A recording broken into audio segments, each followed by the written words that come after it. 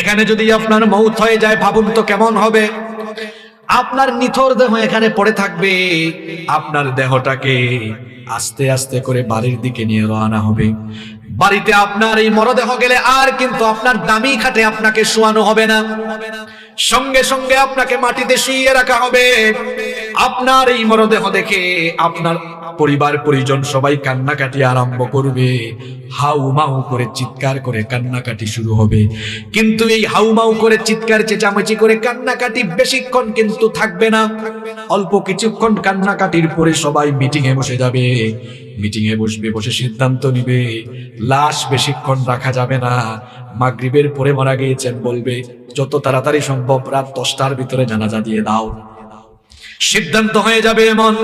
কিছু লোক চলে যাও বাঁশ কাটতে, বাঁশ ঝাড়ে। কিছু লোক চলে যাবে মসজিদ থেকে খাটিয়ে আনতে। কিছু লোক চলে যাবে কাফনের কাপড় সংগ্রহ করতে। আর কিছু মানুষ চলে যাবে কবর খনন করতে। কিছু মানুষ আবার চুলা করা আরম্ভ করবে, চুলায় পানি গরম করার জন্য। চতুর্দিকে একটা আয়োজন শুরু হবে। এটা হলো আপনার জীবনের শেষ বিদায়ের আয়োজন। এরকম একটা আয়োজন আমার জন্য, আমাদের সবার জন্য আছে না নাই? ভাবুন তো কেমন হবে। বেশিক্ষণ লাশ রাখা হবে না। আপনার পরিবার পরিজন বন্ধু বান্ধব এসে আপনাকে দেখবে আর আফসোস করবে, কিন্তু আপনাকে আর তারা দুনিয়ার জীবনে ফিরিয়ে আনতে পারবে না। কিছুক্ষণের মধ্যে পানি গরম হয়ে যাবে। যে বাড়িটা এত সুন্দর করে বানালেন, 2 কোটি 3 কোটি 4 কোটি টাকা দিয়ে বাড়ি বানালেন, ওই বাড়ি থেকে এবার সারা জীবনের জন্য আপনার দেহটাকে এবার বের করা হবে। বের করে গোসল দেওয়ার জায়গায় নেওয়া হবে। গোসল দেওয়ার জায়গায় নিয়ে সেখানে এবার খুব সাধারণ সাবান দিয়ে গোসল দেওয়া হবে। আপনি ধনী মানুষ, দামি দামি ব্র্যান্ডের শাওয়ার জেল, দামি দামি ব্র্যান্ডের সোপ দিয়ে, দামি দামি ব্র্যান্ডের সাবান দিয়ে আপনি গোসল করেছেন। এবার আপনাকে গোসল দেওয়া হবে খুব নরমাল সাবান দিয়ে। গোসল যখন কমপ্লিট হয়ে যাবে, এত দামি দামি ব্র্যান্ডের কাপড় চোপড় শরীর থেকে খুলে ফেলা হবে, সাদা কাফন দিয়ে পেঁচায় ফেলা হবে। সাদা কাফন দিয়ে পেঁচিয়ে এরপরে মসজিদ থেকে আনা খাটিয়ার মধ্যে ল্যাপ নাই, তোশক নাই, ম্যাট্রেস নাই, কিছুই নাই। ওই খাটিয়ার উপরে আপনার নিথর দেহটা ফেলে রাখা হবে। কিছুক্ষণের জন্য আপনার মাথার দিক থেকে কাফনের কাপড় খুলে দেওয়া হবে, যাতে করে পরিচিত জনরা শেষবারের জন্য দেখে নেয়। শেষবারের মতো দেখা কমপ্লিট হয়ে গেলে, এত টাকা দিয়ে বানানো বাড়ি, এই বাড়ি থেকে এবার সবাই আপনাকে চিরদিনের জন্য বিদায় দিয়ে দিবে। কোনোদিন আর এই বাড়িতে আপনার দেহ ঢুকবে না। আপনাকে ওই বাড়ি থেকে বের করে দেওয়া হবে। এবার খাটিয়া নিয়ে জানাজার মাঠে যাওয়ার পরে আর তো মাত্র কিছুক্ষণ, জানাজা দেওয়ার পরে কবরটাও প্রস্তুত, কবরে যাওয়া হবে। সারা জীবন আপনি পরিষ্কার পরিচ্ছন্ন পরিপাটি বিছানায় ঘুমিয়েছেন। এবার কবরে গিয়ে দেখা যাবে খুব অল্প ন্যারো 3.5 হাত কবর খনন করা হয়েছে। সেখানে আপনাকে শুইয়ে দেওয়া হবে। কোনো বিছানা নাই, টাইলস নাই, কিচ্ছু নাই। আরে ওই কবর পোকামাকড়, কীট পতঙ্গ, ধুলাবালু যুক্ত, কাদামাটি যুক্ত জায়গা। সেখানে আপনার লাশটা শুইয়ে দিয়ে এরপরে বাঁশের ছাউনি দিয়ে আস্তে আস্তে করে মাটি চাপা দেওয়া হবে। যে ছেলে মেয়ের জন্য নামাজ আদায় করেন নাই, যে চাকরির জন্য, টাকা ইনকামের জন্য, ক্ষমতার জন্য এত কিছু করলেন, আজ আপনার বাড়ির জায়গায়, ছেলে মেয়ের জায়গায়, যে বিবিকে, যে স্ত্রীকে এত ভালোবাসতেন, বিবির জায়গায় কেউ আজকে আপনার সাথে, আরো জোরে বলেন, কেউ আপনার সাথে। সারা জীবন নামাজ ছেড়ে দিলে যে কবরে রাখা হয়েছে, মানুষ কবরে রেখে আসা মাত্রই এই কবর খুব ভালো জায়গা নয়। খবরদার খবরদার খবরদার, বেনামাজি হয়ে কবরে যাইয়েন না। কবর কিন্তু ভালো আচরণ করবে না। এই মাটির উপরে আপনি আজকে দম্ভ ভরে চলাফেরা করেন, মাটিতে পা ফেলে ফেলে হাঁটেন, এই মাটিতে একদিন চলে যাবেন। যখন আমরা লাশ নামায়া দেই, তখন আমরা পড়ি মিনহা খালাকনাকুম ওয়া ফিহা নুঈদুকুম ওয়া মিনহা নুখরিজুকুম তারাতান উখরা। এটা অর্থ কি? এটা অর্থ হলো মিনহা খালাকনাকুম, এই মাটি থেকে তোমাকে সৃষ্টি করা হয়েছে, ওয়া ফিহা নুঈদুকুম, এই মাটিতে আজকে আবার তোমাকে ফিরিয়ে দেওয়া হচ্ছে। মাটিতে আপনি বহু কবরে চলাফেরা করেছেন, খবরদার বেনামাজি হয়ে কবরে যাইয়েন না, নতুবা মানুষ যখন কবর দিয়ে উঠে যাবে কবরের দুই পাশের মাটি এমন একটা চাপ মারবে, এক পাশের পাঁজরে গিয়ে অন্য পাশের পাঁজরে এভাবে ঢুকে যাবে, কবরটাকে জাহান্নামের গর্তে পরিণত করে দেওয়া হবে। হাদিসে এসেছে কবরের মধ্যে সাপ দেওয়া হবে, সাপ কামড়াতে থাকবে, কবরের মধ্যে জাহান্নামের আগুন জ্বালিয়ে দেওয়া হবে। জাহান্নামের আগুনে কিন্তু আপনি পুড়তে পারবেন না, ওই জাহান্নামের আগুন সহ্য করতে পারবেন না, বরদাস্ত করতে পারবেন না। কবরের সেই ভয়াবহ আযাব থেকে বাঁচার জন্য কবরে যাওয়ার আগে 5 ওয়াক্ত নামাজি হওয়ার দরকার আছে না নাই? এজন্য আজান হলে নামাজে যান। ফজরের নামাজটাই তো আপনি আল্লাহর গোলামি দিয়া শুরু করতে পারেন না। কিছুক্ষণ আগেই বলেছিলাম আমাদেরকে সৃষ্টি করা হয়েছে কার গোলামের জন্য? আরো জোরে বলেন। যুবকদের কি হয়েছে, কথা বেরোয় না? কার গোলামের জন্য? আজান হলো ফজরের আজান। 5 ওয়াক্ত নামাজের মধ্যে সবচাইতে কঠিন নামাজটা হলো ফজরের নামাজ। কারণ শীতের দিনে ওই টাইমে ঠান্ডা লাগে বেশি, গরমের দিনে ওই টাইমে ঘুম লাগে বেশি। দেখবেন সামনে গরমকাল আসতেছে, সারা রাত যাদের বাসায় এসি আছে তারা তো গরম টের পায় না। এসি ওয়ালা বাসায় যারা থাকেন সন্তানগুলোকে মাঝে মাঝে এসি ছাড়া রাখিয়েন, তাহলে গরিব মানুষের কষ্ট বুঝবে। যাদের বাড়িতে এসি নাই তারা জানে রাত 2টা 3টা পর্যন্ত 4টা পর্যন্ত গরমের কারণে ঘুম আসে না। আর লোডশেডিং হইলে তো আরো অবস্থা খারাপ। দেখা যায় ফজরের আজানের আধা ঘন্টা আগে একটু ঠান্ডা ঠান্ডা লাগে, কোমল বাতাস নির্মল বাতাস বয়ে যায়, তখন ঘুম খুব বেশি বেশি লাগে, ঠিক কিনা? ওই সময়টা হলো পরীক্ষার সময়। তখন মুয়াজ্জিন সাহেব মসজিদে বলেন আসসালাতু খায়রুম মিনান নাওম, ঘুমের চাইতে নামাজ উত্তম। আর শয়তান আপনাকে কানের কাছে এসে বলে নামাজের চাইতে ঘুম উত্তম, তুই ঘুমা। তখন যদি আপনি ঘুমায়া থাকেন চুপ থাকবেন না। সবাই বলেন নামাজে না গিয়ে যদি শয়তানের কথা মতো ঘুমায়া থাকেন, বলেন তো গোলামি হলো আল্লাহর না শয়তানের? আপনার কি একটু লজ্জাও লাগে না, একটু কি শরমও লাগে না? প্রতিটা দিন ফজরের নামাজ ছাইরা দিয়া আপনি মানুষের সুরত দইরা শয়তানের গোলাম হয়ে বসবাস করছেন। আপনার নিজের বিবেক কি আপনাকে বাধা দেয় না? কি কারণে রব্বুল আলামিন আমাকে আপনাকে আমাদেরকে দুনিয়াতে পাঠালেন? কেন আমাদেরকে সৃষ্টি করা হলো? কোরআনুল কারীমের 51 নম্বর সূরা সূরাতুয যারিয়াত 56 নম্বর আয়াতে রব্বুল আলামিন বললেন ওয়ামা খালাকতুল জিন্না ওয়াল ইনসা ইল্লা লিয়াবুদুন। আল্লাহ তাআলা বলছেন আমি জিন আর মানব জাতিকে সৃষ্টি করেছি শুধুমাত্র আমার গোলামের জন্য, আমার ইবাদতের জন্য। আমাদেরকে একমাত্র যার গোলামের জন্য সৃষ্টি করা হয়েছে, বলার আওয়াজটা বড় করে বলেন তিনি কে? আমাদেরকে আল্লাহর গোলামের জন্য পৃথিবীতে পাঠানো হয়েছে। এখন আমরা কি সত্যিকার অর্থে আল্লাহর গোলামি করছি, নাকি আমরা আল্লাহর গোলামি থেকে বিচ্যুতির পথে চলে গিয়েছি? সেটা আমাদের ভাবা দরকার। আমরা যে আল্লাহর গোলাম, এই গোলামের বেস্ট এক্সাম্পল, সবচাইতে সেরা নমুনা পাওয়া যায় যে ইবাদতের ভিতরে। সে ইবাদতের নাম হচ্ছে সালাত। সে ইবাদতের নাম কি? সালাত, যেটাকে আমরা নামাজ বলি। কিছুক্ষণ আগে মাগরিবের নামাজ চলে গেল না?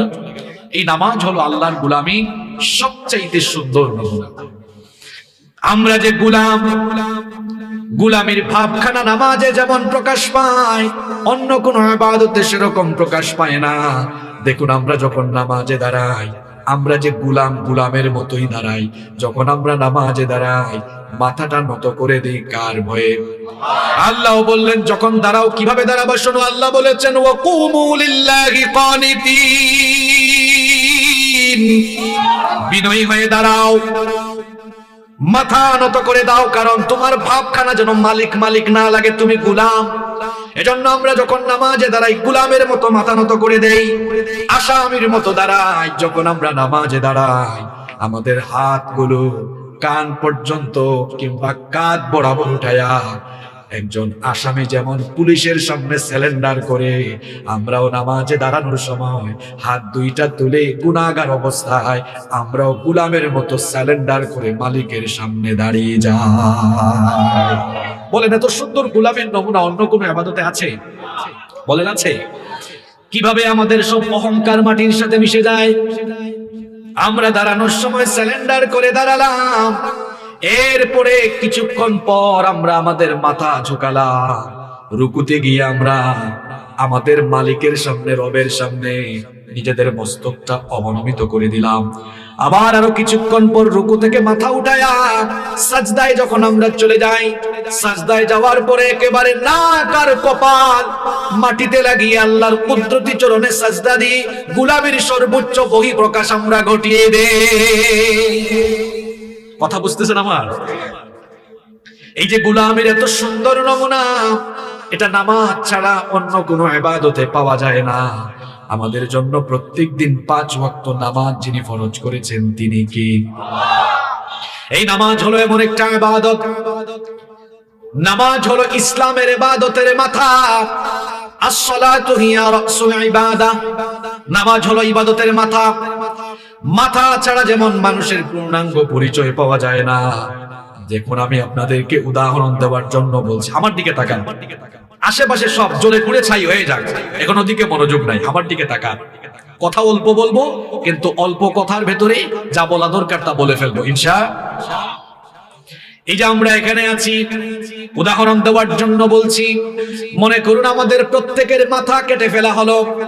মাথা কেটে ফেলার পরে যদি আমাদের বুক থেকে পা পর্যন্ত নিথর দেহ পড়ে থাকে, বলেন তো মাথা ছাড়া বুক থেকে পা পর্যন্ত শুধু দেহ, দেহ দিয়ে কি কোনো মানুষের পূর্ণাঙ্গ পরিচয় পাওয়া যাবে নাকি?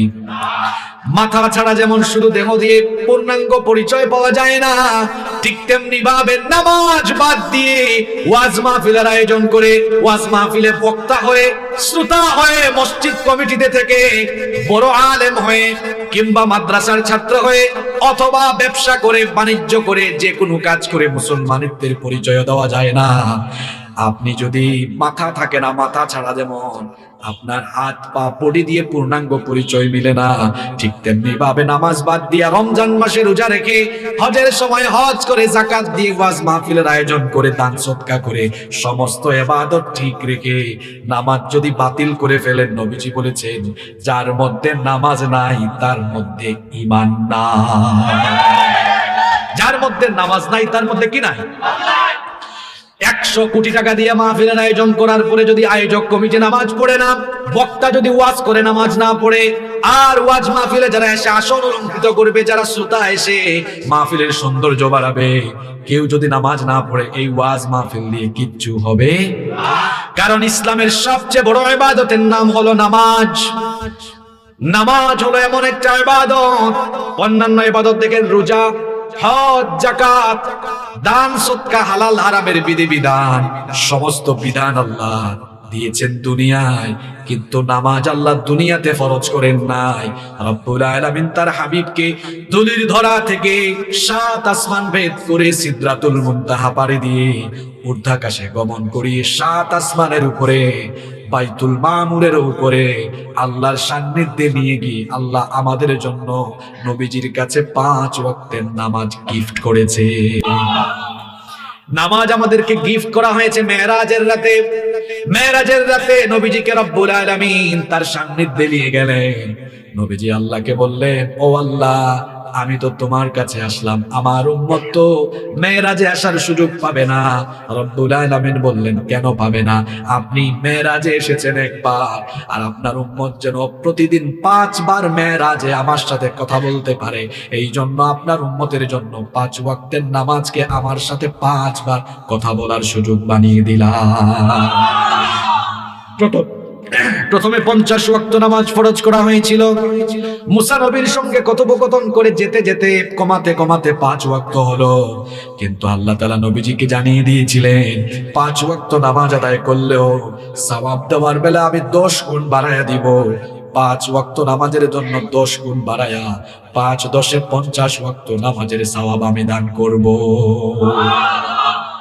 এই নামাজ এমন ইবাদত নবীজি বলেছেন মান তারাকা সালাতাম মুতাআম্মিদান ফাকাদ কাফারা, ইচ্ছে করে যারা নামাজ ছেড়ে দিবে তারা আল্লাহর সাথে কুফরি করবে। নবীজি আরো বলেছেন বাইনাল আবদি ওয়াল কুফরি তারকুস সালাহ, আল্লাহর বান্দা আর কাফিরের মধ্যে পার্থক্য হলো নামাজ ছেড়ে দেওয়া। আল্লাহর বান্দা কোনোদিনও নামাজ ছাড়তে পারে না, আল্লাহর বান্দা জীবন দিয়ে দিবে তাও সে নামাজ ছাড়তে পারে না।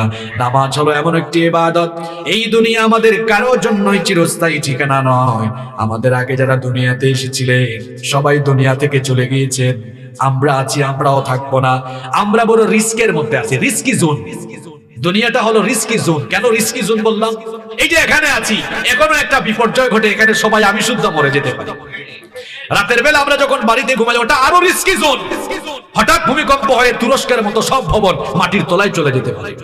গাড়িতে আছি, এটা আরো রিস্কি জায়গা, হঠাৎ করে অ্যাক্সিডেন্ট হয়ে আমি শেষ। গতকাল আমি মাহফিলে বলেছিলাম পৃথিবীতে রিস্কি জোন, গোটা দুনিয়াটাই রিস্কি জোন একমাত্র মসজিদ ছাড়া। আর সব জায়গা রিস্কি, হাঁটতেছেন ওখানেও রিস্ক, হঠাৎ করে সাপ একটা এসে কামড়ায় শেষ করে দিবে। কোথাও আপনি নিরাপদ নন, প্রতি মুহূর্তে আপনি ঝুঁকির মধ্যে আছেন। এত ঝুঁকিতে থেকে আপনি নামাজ ছাড়েন কিভাবে? আমার তো বুঝে আসে না। আপনি ফজরের নামাজ ছেড়ে দিয়ে ঘুমায় আছেন, আরে বাপরে বাপ, আপনার ভাব সব দেখলে মনে হয় আপনি জোহরের টাইম পাবেন। কেমন করে ঘুমাও তুমি, কেমন করে ঘুমাও তুমি, ফজর করে কাজা, এমন তো হতে পারে জোহরে জানাজা। কি বলেন, হতে পারে কিনা? এশার নামাজ ছেড়ে দিয়া কেমনে ঘুমাইলেন? একটা ভয়াবহ ভূমিকম্প দিয়া ওই খাটের মধ্যে আল্লাহ আপনারে শেষ করে দিতে পারে, পারে কিনা? কথা বলেন, পারে কিনা? আমরা তো আল্লাহর জমিনের উপরে বসবাস করি, আমরা যেভাবে আল্লাহর সাথে নাফরমানি করি, এই জমিন তো সাক্ষ্য হবে। ইয়াউমা ইদিন তুহাদ্দিথু আখবারাহা, জমিন তার খবর বলে দিবে। অর্থাৎ জমিনের উপরে আমরা যা করছি এই খবরগুলো জমিন কিয়ামতের দিন কার কাছে বলে দিবে? আমরা মাঝে মাঝে এমন গেট আপ সেট আপ নিয়ে চলাফেরা করি, প্রতি মুহূর্তে রিস্কি জোনে থেকে। এই জমিনটা কার? আমরা কার? জোরে বলেন না। আল্লাহর জমিনের উপরে বাস করে আল্লাহর গোলাম, এমন ভাবসাব নেওয়া চলে। আর আল্লাহর দিন বিরোধী, কুরআন বিরোধী এত কাজ করে, আলেমদের সাথে এত বেয়াদবি করে, চিন্তা করে না যে জমিনের উপরে আছে, আল্লাহ চাইলে তাকে 1 ন্যানো সেকেন্ডে একেবারে মাটির তলায় ধসাই দিতে পারে।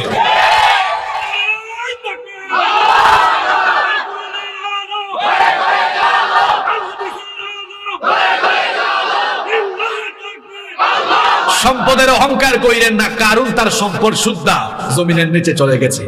ক্ষমতার অহংকার করা যাবে না, ফেরাউন তার ক্ষমতা নিয়ে লোহিত সাগরে পানি খেয়ে মরেছে।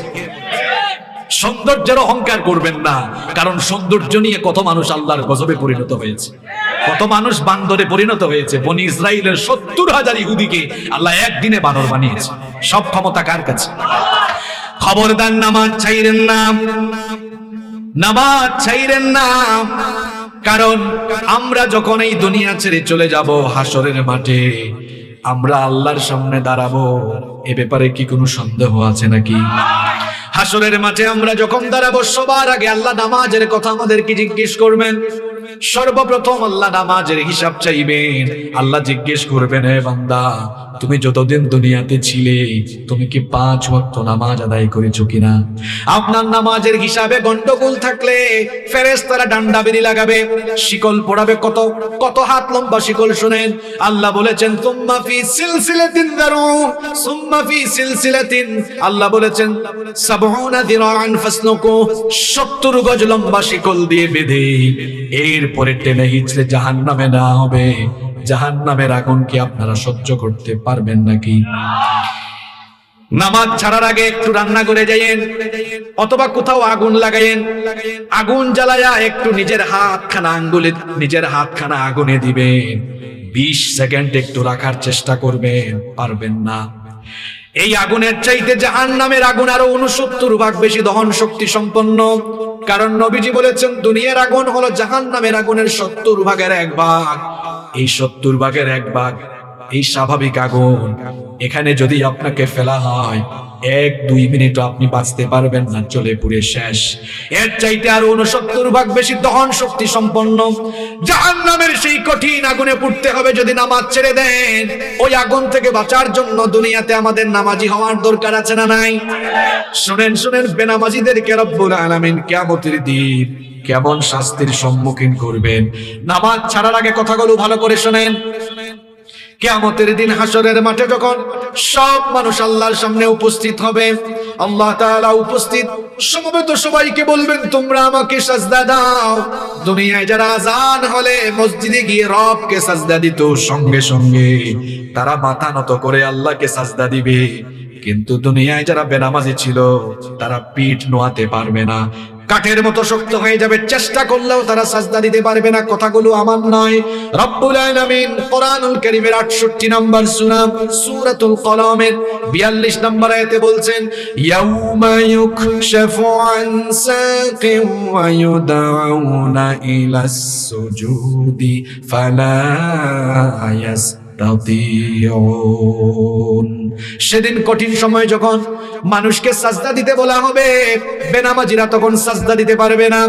যখন তারা সাজদা দিতে পারবে না, আল্লাহ বলছেন খাশিয়াতান আবসারুহুম, তাদের চক্ষুটা অবনমিত হয়ে যাবে, ওয়া তারহাকুহুম যিল্লাহ, যিল্লতিতে বেজ্জতিতে তারা পড়ে যাবে। তারা তাদের পিঠ নোয়াতে পারবে না, পিঠ কাঠের মতো শক্ত হয়ে যাবে। এর কারণ সম্পর্কে আল্লাহ বলছেন, ওয়াকাদ কানু ইউদাউনা ইলাস সুজুদি ওয়া হুম সালিমুন। এর কারণ হলো দুনিয়াতে তারা যতদিন ছিল ততদিন তারা বেনামাজি ছিল। এই বেনামাজি গুলো আল্লাহকে কিয়ামতের দিন সাজদা দিতে পারবে না। এই বেজ্জতি থেকে আমাদেরকে বাঁচার জন্য দুনিয়াতে নামাজি হওয়ার দরকার আছে না নাই? খবরদার নামাজ ছাড়বেন না, নামাজ ছাড়বেন না, কারণ জাহান্নামের আগুন আপনি সহ্য করতে পারবেন না। কি করে নামাজ ছেড়ে দেন, কবরে কখন যাবেন সেটাও তো আপনি জানেন না। হঠাৎ করে আপনার মৌত হয়ে যেতে পারে, মৌতের কোনো গ্যারান্টি নাই। কাপড়ের গ্যারান্টি আছে, জুতার ওয়ারেন্টি গ্যারান্টি আছে, কিন্তু মৌতের কোনো ওয়ারেন্টিও নাই, গ্যারান্টিও নাই। এটা হঠাৎ চলে আসে, পারমিশন নিয়ে আসে না। ফাইদা জাআ আজালুহুম লা ইস্তাখিরুনা সাআতান ওয়া লা ইস্তাকদিমুন। এই মৃত্যুর সময় আসলে বিলম্ব করা হবে না, সঙ্গে সঙ্গে দেহ থেকে প্রাণ পাখি উড়াল দিয়ে দিবে। দুনিয়া ছেড়ে আপনাকে চলে যেতে হবে। আপনি টাকা ইনকামের জন্য, ক্ষমতার জন্য, আপনি আপনার পড়ালেখার জন্য, দায়িত্বের জন্য নামাজ আদায় করেন না।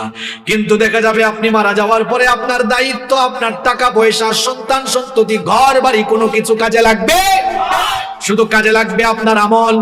ইয়াউমা লা ইয়ানফাউ মালু ওয়ালা বানুন, ধন সম্পদ, সন্তান সন্ততি কিচ্ছু কাজে লাগবে না। একটু ভাবুন, উপলব্ধি করুন, এত টাকা খরচ করে মাহফিলের আয়োজন করলে নিজের জীবন নিয়ে আজকে চিন্তা করুন। এই যে আমি সহ আমরা সবাই এখানে বসলাম, আমরা বাড়িতে ফিরতে পারবো এর কি কোনো নিশ্চয়তা আছে নাকি? আমি হাসিবুর রহমান বাসা থেকে বের হয়েছি, বাসায় আমার লাশ যেতে পারে, আমি বাসায় নাও যেতে পারি। আপনিও বাসা থেকে এসেছে, বাসায় আর আপনি নাও যেতে পারেন, আপনার লাশ ঢুকতে পারে। কি বলেন, এরকম হতে পারে কি পারে না? ভাবুন তো একবার, একটু উপলব্ধি করুন, একটু চিন্তা করুন, মন দিয়ে শুনুন।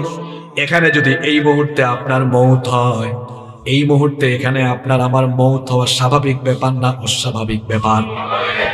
খুব স্বাভাবিক ব্যাপার। এখানে যদি আপনার মৌত হয়ে যায়, ভাবুন তো কেমন হবে। আপনার নিথর দেহ এখানে পড়ে থাকবে, আপনার দেহটাকে আস্তে আস্তে করে বাড়ির দিকে নিয়ে রওনা হবে।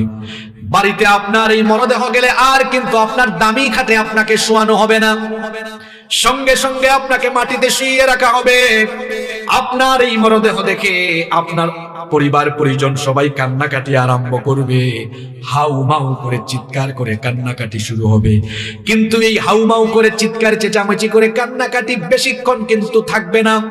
অল্প কিছুক্ষণ কান্নাকাটির পরে সবাই মিটিং এ বসে যাবে।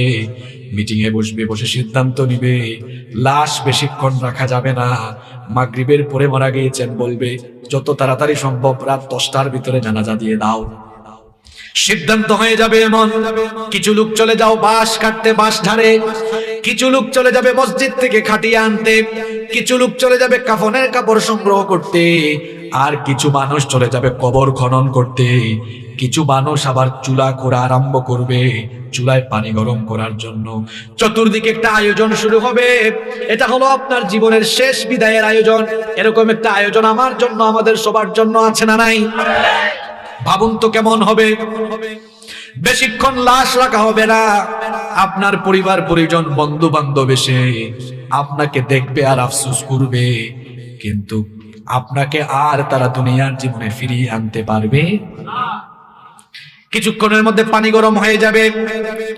যে বাড়িটা এত সুন্দর করে বানালেন, 2 কোটি 3 কোটি 4 কোটি টাকা দিয়ে বাড়ি বানালেন, ওই বাড়ি থেকে এবার সারা জীবনের জন্য আপনার দেহটাকে এবার বের করা হবে। বের করে গোসল দেওয়ার জায়গায় নেওয়া হবে। গোসল দেওয়ার জায়গায় নিয়ে সেখানে এবার খুব সাধারণ সাবান দিয়ে গোসল দেওয়া হবে। আপনি ধনী মানুষ, দামি দামি ব্র্যান্ডের শাওয়ার জেল, দামি দামি ব্র্যান্ডের সোপ দিয়ে, দামি দামি ব্র্যান্ডের সাবান দিয়ে আপনি গোসল করেছেন। এবার আপনাকে গোসল দেওয়া হবে খুব নরমাল সাবান দিয়ে। গোসল যখন কমপ্লিট হয়ে যাবে, এত দামি দামি ব্র্যান্ডের কাপড় চোপড় শরীর থেকে খুলে ফেলা হবে। সাদা কাফন দিয়ে পেঁচায় ফেলা হবে। সাদা কাফন দিয়ে পেঁচিয়ে এরপরে মসজিদ থেকে আনা খাটিয়ার মধ্যে ল্যাপ নাই, তোশক নাই, ম্যাট্রেস নাই, কিছুই নাই। ওই খাটিয়ার উপরে আপনার নিথর দেহটা ফেলে রাখা হবে। কিছুক্ষণের জন্য আপনার মাথার দিক থেকে কাফনের কাপড় খুলে দেওয়া হবে, যাতে করে পরিচিত জনরা শেষবারের জন্য দেখে নেয়। শেষবারের মতো দেখা কমপ্লিট হয়ে গেলে, এত টাকা দিয়ে বানানো বাড়ি, এই বাড়ি থেকে এবার সবাই আপনাকে চিরদিনের জন্য বিদায় দিয়ে দিবে। কোনোদিন আর এই বাড়িতে আপনার দেহ ঢুকবে না। আপনাকে ওই বাড়ি থেকে বের করে দেওয়া হবে। এবার খাটিয়া নিয়ে জানাজার মাঠে যাওয়ার পরে আর তো মাত্র কিছুক্ষণ, জানাজা দেওয়ার পরে কবরটাও প্রস্তুত, কবরে যাওয়া হবে। সারা জীবন আপনি পরিষ্কার পরিচ্ছন্ন পরিপাটি বিছানায় ঘুমিয়েছেন।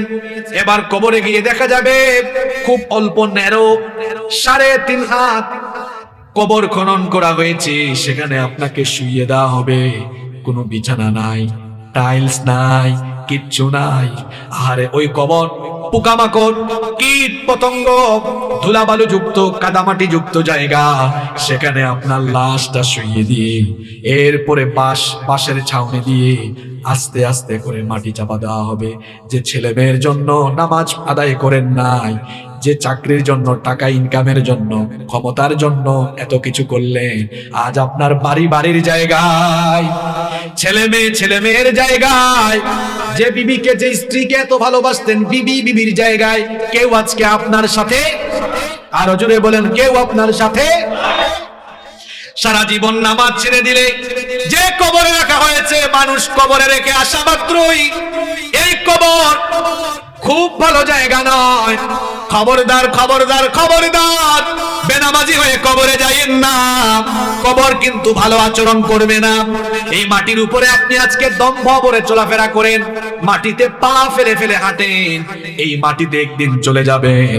যখন আমরা লাশ নামায়া দেই, তখন আমরা পড়ি মিনহা খালাকনাকুম ওয়া ফিহা নুঈদুকুম ওয়া মিনহা নুখরিজুকুম তারাতান উখরা। এটা অর্থ কি? এটা অর্থ হলো মিনহা খালাকনাকুম, এই মাটি থেকে তোমাকে সৃষ্টি করা হয়েছে, ওয়া ফিহা নুঈদুকুম, এই মাটিতে আজকে আবার তোমাকে ফিরিয়ে দেওয়া হচ্ছে। মাটিতে আপনি বহু দম্ভরে চলাফেরা করেছেন, খবরদার বেনামাজি হয়ে কবরে যাইয়েন না। নতুবা মানুষ যখন কবর দিয়ে উঠে যাবে, কবরের 2 পাশের মাটি এমন একটা চাপ মারবে, এক পাশের পাঁজরে গিয়ে অন্য পাশের পাঁজরে এভাবে ঢুকে যাবে। কবরটাকে জাহান্নামের গর্তে পরিণত করে দেওয়া হবে। হাদিসে এসেছে কবরের মধ্যে সাপ দেওয়া হবে, সাপ কামড়াতে থাকবে। কবরের মধ্যে জাহান্নামের আগুন জ্বালিয়ে দেওয়া হবে। জাহান্নামের আগুনে কিন্তু আপনি পুড়তে পারবেন না, ওই জাহান্নামের আগুন সহ্য করতে পারবেন না, বরদাস্ত করতে পারবেন না। কবরের সেই ভয়াবহ আযাব থেকে বাঁচার জন্য কবরে যাওয়ার আগে 5 ওয়াক্ত নামাজি হওয়ার দরকার আছে না নাই? এজন্য আজান হলে নামাজে যান। ফজরের নামাজটাই তো আপনি আল্লাহর গোলামি দিয়া শুরু করতে পারেন না। কিছুক্ষণ আগেই বলেছিলাম, আমাদেরকে সৃষ্টি করা হয়েছে কার গোলামের জন্য? আরো জোরে বলেন। যুবকদের কি হয়েছে? কথা বেরোয় না? কার গোলামের জন্য? আজান হলো ফজরের আজান। 5 ওয়াক্ত নামাজের মধ্যে সবচাইতে কঠিন নামাজটা হলো ফজরের নামাজ। কারণ শীতের দিনে ওই টাইমে ঠান্ডা লাগে বেশি, গরমের দিনে ওই টাইমে ঘুম লাগে বেশি। দেখবেন সামনে গরমকাল আসতেছে, সারা রাত যাদের বাসায় এসি আছে তারা তো গরম টের পায় না। এসিওয়ালা বাসায় যারা থাকেন সন্তানগুলোকে মাঝে মাঝে এসি ছাড়া রাখিয়েন, তাহলে গরিব মানুষের কষ্ট বুঝবে। যাদের বাড়িতে এসি নাই তারা জানে রাত 2টা 3টা পর্যন্ত 4টা পর্যন্ত গরমের কারণে ঘুম আসে না। আর লোডশেডিং হইলে তো আরো অবস্থা খারাপ। দেখা যায় ফজরের আজানের আধা ঘন্টা আগে একটু ঠান্ডা ঠান্ডা লাগে, কোমল বাতাস নির্মল বাতাস বয়ে যায়, তখন ঘুম খুব বেশি বেশি লাগে, ঠিক কিনা? ওই সময়টা হলো পরীক্ষার সময়। তখন মুয়াজ্জিন সাহেব মসজিদে বলেন, আসসালাতু খায়রুম মিনান নাওম, ঘুমের চাইতে নামাজ উত্তম। আর শয়তান আপনাকে কানের কাছে এসে বলে নামাজের চাইতে ঘুম উত্তম, তুই ঘুমা। তখন যদি আপনি ঘুমায়া থাকেন, চুপ থাকবেন না। সবাই বলেন নামাজে না গিয়ে যদি শয়তানের কথা মতো ঘুমায়া থাকেন, বলেন তো গোলামি হলো আল্লাহর না শয়তানের? আপনার কি একটু লজ্জাও লাগে না? একটু কি শরমও লাগে না? প্রতিটা দিন ফজরের নামাজ ছাইরা দিয়া আপনি মানুষের সুরত দইরা শয়তানের গোলাম হয়ে বসবাস করছেন। আপনার নিজের বিবেক কি আপনাকে বাধা দেয় না? সিএনজির পিছনে দেখছি লেখা থাকে বিবেক মানুষের সর্বোচ্চ আদালত। এটা হাদিস নয়, কথা সত্য, কথা বাস্তবিক। তো বিবেক যদি মানুষের সর্বোচ্চ আদালত হয়েই থাকে, আপনাকে আল্লাহ বানাইলেন আল্লাহর গোলামের জন্য, আর ঘুম থেকে আপনি উঠেই শয়তানের কথা মাইনে আর শয়তানের গোলামি করলেন, আপনি নিজেকে আল্লাহর গোলাম আর দাবি করবেন কিভাবে? হায়া শরম তো না যাবে। এভাবে 5 ওয়াক্তের নামাজ চলে যায়, আমাদের কোনো আফসোস নাই। সবচেয়ে দুঃখ লাগে এদের জন্য যারা 5 ওয়াক্তের নামাজ ছাইরা দিয়া আফসোস করে না। কিন্তু এই দুনিয়াতে আমরা বহু মানুষ দেখেছি, যদি তাকবীরে উলা ছুটে যায় সারাটা দিন শুধু আফসোস করে। তাকবীরে উলা বুঝেন তো? এক লোক নামাজে আসে না, তার আফসোসই লাগে না, আর আরেক লোক 5 ওয়াক্ত নামাজ পড়ে কিন্তু কোনো কারণে তাকবীরে উলা ছুটে গিয়েছে, আফসোস করে। দুই মানুষ কি একরকম? দুইজন তো একরকম নয়। 5 ওয়াক্ত নামাজ ছাড়ার পরেও যাদের অনুশোচনা আসে না, এই মানুষগুলোর কলিজার মধ্যে একেবারে শয়তানের প্রতারণার জাল বিস্তার করে ফেলেছে। এই লোকটা শয়তানের এমন মুরিদ হয়েছে, শয়তান তাকে তার অন্যতম খলিফা বানিয়ে ফেলেছে। এজন্য 5 ওয়াক্ত নামাজ ছাড়লেও তার আফসোস লাগে না, অথচ এই নামাজের হিসাব সর্বপ্রথম কিয়ামতে নিবেন কে? ফজর যায় ঘুমে আপনার, জোহর যায় অফিসে আদালতে কাজে কর্মে, আসরের নামাজ যায় ঘুমায়া, কিংবা আড্ডা দিতে দিতে মাগরিব যায় তামাশা করতে করতে, এশার নামাজ চলে যায় বন্ধু বান্ধবদের সাথে থাকতে থাকতে। এজন্য আমার জাতীয় কবি খুব সুন্দর লিখেছেন, ঘুমাইয়া কাজা করেছ ফজর, তখনও জাগনি যখন জোহর, হেলায় খেলায় কেটেছে আসর, মাগরিবের ওই শুনিয়া যান, এখনো জামাতে হওরে শামিল, এখনো এর সাথে আছে স্থান, বাজিছে দামামা পাদ্রে আমামা, শির উঁচু করি মুসলমান, দাওয়াত এসেছে নয়া জামানার, ভাঙা কেল্লায় উড়ে নিশান। আল্লাহ ঠিক কইয়েন না, কথাগুলো ভাবেন। আমাদের দেশে ঠিক ঠিক বলা ফ্যাশন হয়ে গেছে, এটা ঠিক না, এটা ভাবার কথা বলেছে। কি লিখেছেন দেখেছেন, ঘুমাইয়া কাজা করেছ ফজর, তখনও জাগনি যখন জোহর, হেলায় খেলায় কেটেছে আসর, মাগরিবের ওই শুনিয়া যান, এখনো জামাতে হও শামিল, এখনো এর সাথে আছে স্থান। কি সুন্দর লিখেছেন। যুবকরা মনে মনে ভাবছে হুজুর আমরা বুড়া হই, এরপরে নামাজ আদায় করব, বুড়া হবে, এটা কে তোমাকে বলেছে? কিছুদিন আগে আমার বাড়ির পাশের বাড়িতে আমার চেয়ে বয়সে 10 বছরের ছোট ছেলে হঠাৎ করে মরে গিয়েছে। তাহলে বোঝা গেল দুনিয়াতে আসার সিরিয়াল আছে, কিন্তু যাওয়ার কোনো সিরিয়াল। যুবক ভাইদেরকে বলছি, ছাত্র ভাইদেরকে বলছি, মসজিদে নামাজের সামনের কাতার তোমরা ফিল আপ করে দিবা। কারণ হলো যৌবন বয়সে ইবাদত এর দাম কম না বেশি? এই যে আমার বাবাজান চাচাজান যারা আছেন, বুড়া বয়স হইলে দেখা যায় মাজায় ব্যথা, কোমরে ব্যথা, মেরুদণ্ডে ব্যথা, হাঁটুতে ব্যথা, ঠিক মতো রুকু দেওয়া যায় না, সাজদা দেওয়া যায় না, লম্বা সময় নামাজ আদায় করা যায় না। কিন্তু যৌবন বয়সে ফিজিক্যালি ফিট, সুন্দর করে রুকু দেওয়া যায়, সুন্দর করে সাজদা দেওয়া যায়, নামাজটা হয় সুন্দর। এই জন্য আল্লাহ খুশি হন, কম না বেশি? একজন যুবক যখন আল্লাহকে সাজদা দেয় আল্লাহ এত খুশি হন। এই জন্য যুবকের যৌবন বয়সের ইবাদতের আল্লাহ তাআলা যৌবন বয়সের ইবাদতের পুরস্কার স্পেশালি দিবেন। বিখ্যাত হাদিসের 3টি গ্রন্থ বুখারী, মুসলিম, তিরমিজি, এই 3 গ্রন্থে হাদিস বর্ণিত হয়েছে। নবীজি বলেছেন কিয়ামতের দিন 7 শ্রেণীর মানুষকে রব্বুল আলামিন আরশের ছায়ার নিচে জায়গা দিবেন। এর মধ্যে এক শ্রেণীর মানুষ হলো ওয়াশাবুন নাশাআ ফি ইবাদাতিল্লাহ। ওই যুবকেরা, যে সকলে যুবকেরা যৌবনকাল আল্লাহর ইবাদত করে করে সাজদা দিয়ে দিয়ে কাটিয়ে দিয়েছে। তাহলে যুবক ভাইয়েরা, আল্লাহর আরশের ছায়ার নিচে জায়গার দরকার আছে না? আজান হলে মসজিদে নাকি মসজিদের বাইরে? তোমরা তো নামাজ পড়ো না। নামাজের জন্য বললে তোমরা কি বলো? ছাত্ররা, যুবকরা কয় প্যান্ট ঠিক নাই, লুঙ্গি ঠিক নাই। যেটা ঠিক নাই এটা পড়ছো কেন? নাপাক থাকো কেন তুমি? কি আশ্চর্য কথা, মানুষ নাপাক থাকে কেমনে আমার তো বুঝে আসে না। কিছুক্ষণ আগেই বলেছি আমাদের কোনো ওয়ারেন্টি গ্যারেন্টি কিচ্ছু নাই। নাপাক অবস্থায় মরে যাওয়ার সম্ভাবনা আছে না নাই? নাপাক অবস্থায় মরে যাওয়ার সম্ভাবনা আছে। এই যে আপনি নাপাক থাকলেন, নাপাক অবস্থায় যদি মরে যান, আমরা জানি নাপাক যে ব্যক্তি থাকে তার সঙ্গে ফেরেশতা থাকে না, তার সঙ্গে থাকে কে? তো শয়তানের বন্ধু হইতে কে আপনাকে বলেছে? আর আজকে যুবকরা যৌবন কেন হারাচ্ছে তার অন্যতম একটা কারণ হলো আজকের চিকিৎসা বিজ্ঞানীরা বলছেন যারা সব সময় নাপাক থাকে, পেশাব থেকে যারা পবিত্র হয় না, পেশাবের ওই পানির ফুটাগুলো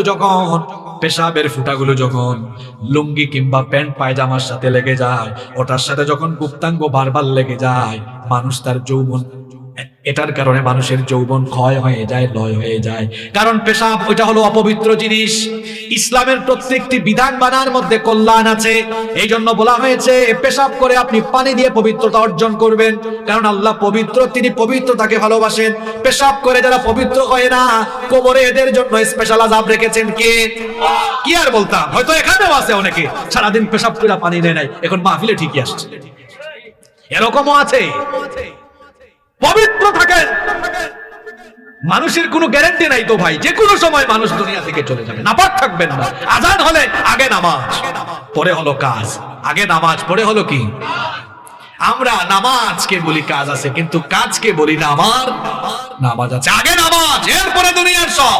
নবীজি যখন দুনিয়া থেকে চলে যাচ্ছেন তখনও বলে গিয়েছেন আসসালাত আসসালাত, উম্মত নামাজ ছাড়িস না, তোরা নামাজ ছাড়িস না, কারণ নামাজ ছাড়া জান্নাতের গন্ধ পাওয়া যাবে।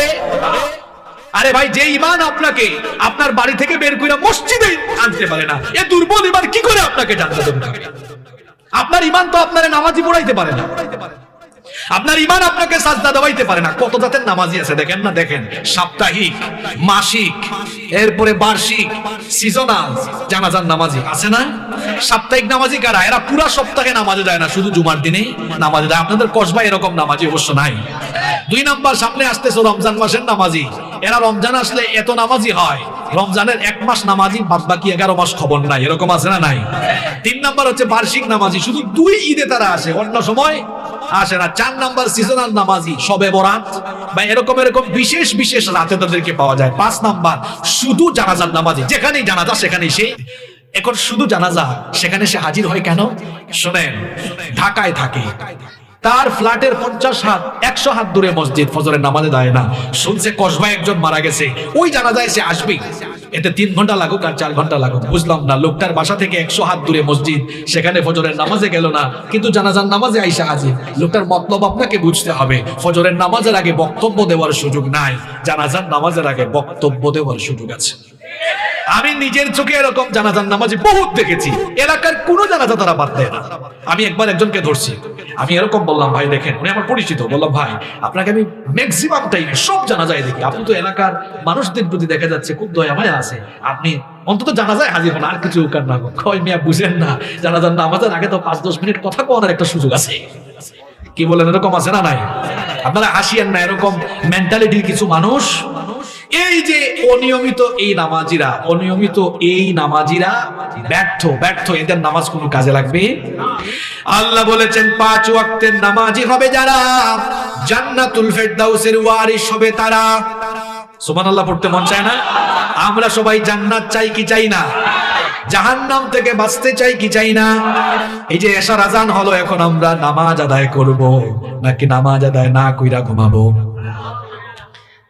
এই যে আজান হচ্ছে না? আচ্ছা, একজন আজানের জবাব দিয়ে দিন সবার পক্ষ থেকে। বাইরের সাউন্ডটা বন্ধ আছে। শোনেন, কিছুদিন আগে বাংলাদেশে একটা ভূমিকম্প হয়েছিল না? কয়েক মাস আগে ফজরের আজানের ঠিক পরে দিয়া, হ্যাঁ, এই যে তুরস্কে ভূমিকম্প হয়ে গেছে কিছুদিন আগে। তুরস্কে 7.8 রিক্টার স্কেলের ভূমিকম্প, 6,000 ভবন ধসে গিয়েছে, 30,000-এর বেশি মানুষ মারা গিয়েছে। এখনো যে আরো কত পরিমাণ হতাহতের সংখ্যা বাড়বে এটা কেউ যার উদ্ধার তো এখনো হয় নাই। এরকম একটা ভূমিকম্প রাতের বেলা হইয়া আমরাও মরে যেতে পারি কিনা চিন্তা করেন তো ভাই। আপনি এশার নামাজ কাজা কইরা কেমনে ঘুমাইলেন? আপনি একটু নিজের বিবেককে প্রশ্ন করেন, আমাকে জবাব দিয়ে দেন। আপনি ঘুমাইলেন কেমনে? ওই অবস্থায় তো আপনার মৌত হয়ে যেতে পারে। আচ্ছা, রাতের বেলা বাড়িতে ঘুমন্ত অবস্থায় মরে গেছে, এরকম কিছু মৌতের খবর আপনারা শুনেন না? এরকম মৌতের খবর শোনা যায়। তো এরকম মৌতের খবর শোনো, প্রতিটা মৌত তো আমাদের জন্য এক একটা শিক্ষা। আপনি কি শিক্ষা নিলেন আমাকে বলেন? নামাজ, জিহাদের ময়দানেও আগে নামাজ। নামাজ ছাড়া বাঁচার কোনো উপায় নাই। এজন্য ইসলামের 5টি যে স্তম্ভ আছে, সেই 5টি স্তম্ভের মধ্যে ইমানের পরে কিসের স্থান? নামাজের স্থান। ইমানের পরেই নামাজ, ইমানের পরেই নামাজ। আসসালাতু ইমাদুদ্দিন, নামাজ হলো দ্বীনের খুঁটি। আচ্ছা, আপনারা বলেন তো, এই যে শামিয়ানা, এখানে বেশ কয়েকটা খুঁটি দেওয়া আছে, এই খুঁটিগুলা যদি কেউ নিচে থেকে কেটে ফেলে, এই শামিয়ানা টিকবে? পড়ে যাবে না? ঠিক তেমনি কেউ যখন নামাজ ছেড়ে দেয়, তার মুসলমানিত্বের ইমারত, ইসলামের ইমারতটা ভেঙে যায়। তার আইডি কার্ডে, পাসপোর্টে লেখা থাকবে সে মুসলমান, রিলিজিয়ন ইসলাম, কিন্তু আল্লাহর খাতা থেকে হে যে মুসলমান, এটা ডিলিট হয়ে যাবে কখন? নামাজ ছেড়ে দিবে। আমরা কি শুধু জাতীয় পরিচয়পত্র বা পাসপোর্টেই মুসলমান এটা লেখা থাকুক চাই, নাকি আল্লাহর খাতায় থাকুক এটা চাই? তো আল্লাহর খাতায় থাকুক এটা চাইলে আজান হইলে কি করতে হবে? এশার নামাজ আজান হচ্ছে তো, নামাজে থাকবেন তো। আর যাদের প্যান্ট আর লুঙ্গিতে সমস্যা, তাড়াতাড়ি গিয়া পুকুরে নাইবা, অথবা ওয়াশরুমে ঢুকে তাড়াতাড়ি ফরজ গোসল থাকলে ফরজ শেষ কইরা তাড়াতাড়ি নামাজে আসার দরকার আছে না নাই? এগুলো হাসার বিষয় নয়। আমাকে একবার মাদারীপুরে এক চেয়ারম্যান সাহেব, উপজেলা চেয়ারম্যান সাহেব, মাহফিলে শেষে আমাকে ধরছেন, হুজুর দুঃখের একটা কথা আছে, আজকে বলবো আপনাকে। আমি বললাম, জি চেয়ারম্যান সাহেব বলেন আপনি। উনি এতগুলা মানুষকে সামনে রেখে বললেন, এই মাহফিলে আমি প্রতি বছর আসি, আমি প্রধান অতিথি থাকি, আমি প্রত্যেক বছর পুরা ওয়াজ শুনি, কিন্তু হুজুর গত বছর মাহফিল থেকে যাওয়ার সময় আমি দেখলাম আমার গাড়ি থেকে এই ছেলেগুলাকে আমি দেখেছি আমার সামনে বসে ওয়াজ শুনছে, কিন্তু রাস্তার ধারে পেশাব কইরা তারা টিস্যু বা মাটির ঢিলা অথবা পানি কোনোটাই নেয় নাই, এমনকি দুই একটা দাঁড়াইয়াও কাম করছে, চলে গিয়েছে। এগুলা নিয়ে আপনি কিছু বলবেন? তো এরকম মানুষ কিন্তু ওয়াজে।